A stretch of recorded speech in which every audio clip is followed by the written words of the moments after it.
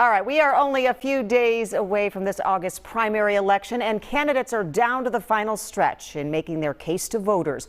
Fox 9's Babs Santos spoke to Hamline University political science professor David Schultz today, and he's here now with a look at what things look like at this point. Babs? Well, Karen, Schultz says so far early voting this year is lagging behind that of previous years, but that is actually exactly what he expected.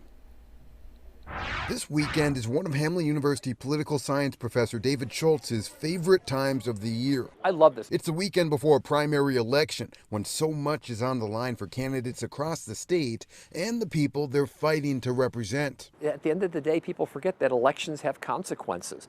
You know, elections translate into public policy. Public policy translates into what? How it affects our lives. Schultz says turnout is typically lower for August primary elections, especially in a non-presidential election year. He's predicting around 30 to 40% turnout, and that is important because he says those who do show up will likely be more hardcore party activists, which can often benefit the endorsed party candidate. If I were going to make any predictions at this point, I would say the incumbents and the party endorsed candidates probably are going to win. Of all the races, his focus is on the 5th Congressional District primary between Congresswoman Ilhan Omar and challenger Don Samuels. And this is probably attracting not just local but national attention. If I'm looking for any sleeper, any kind of a sleeper race, it's Samuels upsetting Omar, although it's still a long shot. Behind the candidates, he says the most important issues driving the election are inflation, law and order, and abortion. The primary is kind of showcasing the issues for the general election.